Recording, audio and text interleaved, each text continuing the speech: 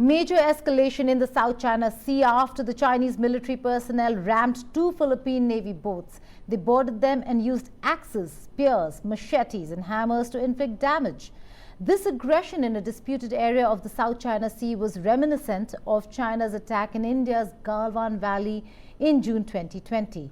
Indians are referring to this as an act of aggression against the Filipinos and are calling it Galwan 2.0 in the South China Sea.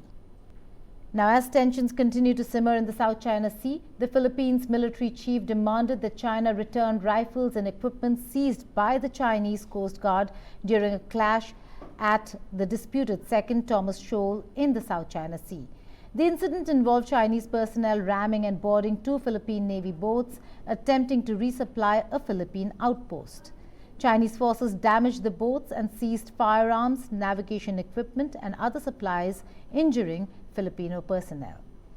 Friction between both the countries remain at an all-time high as the Philippines military released video and photos showing Chinese personnel armed with knives and sticks attacking the Filipino boats. The Philippine military chief, General Romeo Brawner Jr., called the actions piracy and demanded compensation for damages.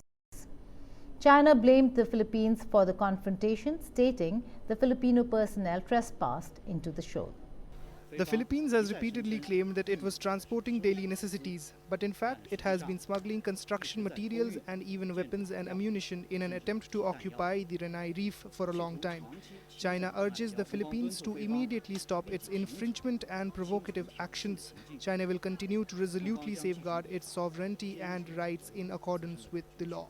The U.S. reiterated its defense obligations to the Philippines, a treaty ally.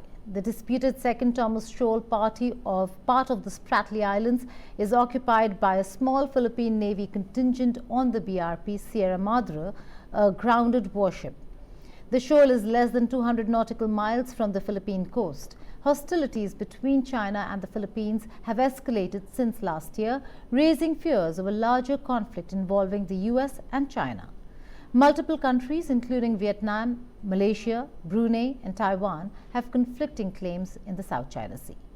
This kind of behavior is provocative, it's reckless, it's unnecessary, and it could lead to misunderstandings and miscalculations that could lead to something much bigger and much more violent.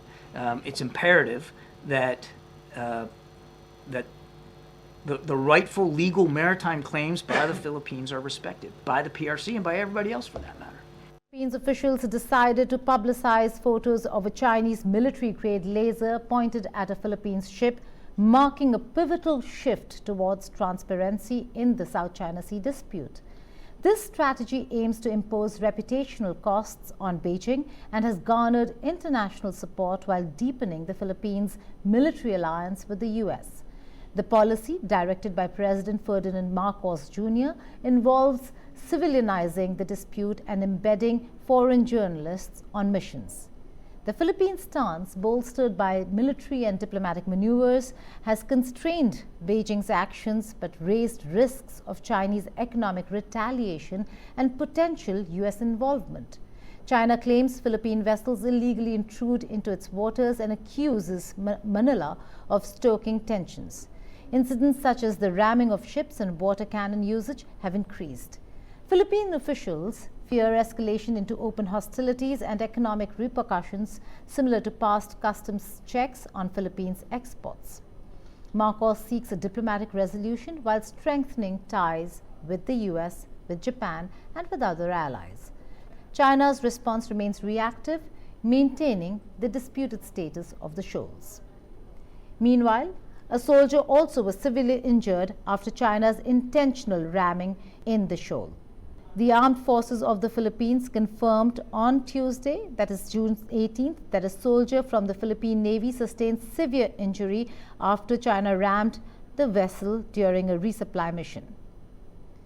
And on Thursday, Chief General Romeo Brawner, during his visit to the Western Command in Palawan, awarded the Wounded Personnel Medal to Seaman First Class Underwater Operator Jefferson Facundo.